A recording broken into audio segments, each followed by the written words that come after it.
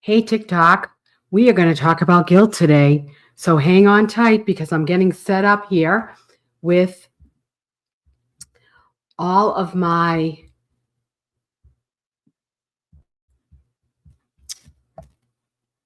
little places that I'm live streaming. And here we go. Yay. Okay. So I'm hopefully, if you can hear me, give me a thumbs up because I've been having some audio issues. And that's what happens when things are a little crazy. So anyway, I'm thrilled to be live once again today and coming to you from South Florida. I love South Florida so much. It is so super fun. Anyway, say hello. And if you're watching the replay, hashtag replay. And today I want to talk about guilt. So Christian women, Second Life for Christian women especially, are the most guilty women around, and they are the least guilty women on the planet. So let me explain that. Guilt, I say guilt is useless. Let's face it, if you rob a bank and you feel bad about it, you should feel guilty. If you actually really do something wrong, that guilt is telling you, oh my gosh, I need to make reparation. And we know the whole thing about sin. But as Christian women, I don't know how many times I hear from friends, I feel so bad for her. I feel so bad that this happened or that I'm doing that, or I feel bad that I'm not going here, or I really don't want to go there, but I feel so bad about it. They're guilty over it. They're guilty about taking care of themselves. They're guilty about how they raise their kids. They're guilty about the changes they make. They're guilty about living their best life, their best second life. They're guilty about how things went or how things might go. And that guilt is such a waste of energy. It really hinders us from actually feeling authentic guilt, and because you're not getting it right. It hinders us, it gets in the way, it blocks us from living our full life, living a full life, because we're not putting on our own oxygen mask and being okay with it. We're not taking care of who we are and living our true legacy, our purpose. We have a purpose. And we want, when we get to the second stage of life and everything we've done, we want more depth. We want, and you know what I've noticed, that in some of these girl groups, the guilt that women put on one another, forcing women to do things that they don't want.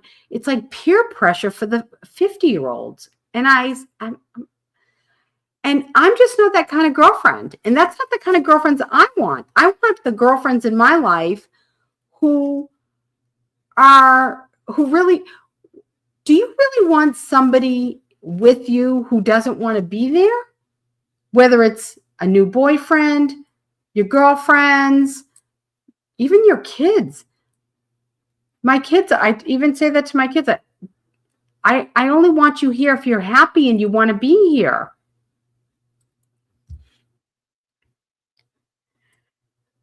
I've had situations where I've had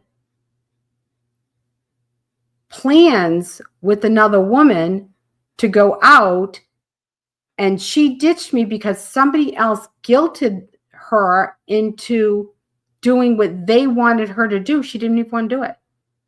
I said, darling, if you had said to me, I don't want to go out, I don't feel like it, I don't I'm tired or whatever, I would have totally been, okay, fine. No big deal. But don't tell me you did something you didn't want to do and you canceled plans with me.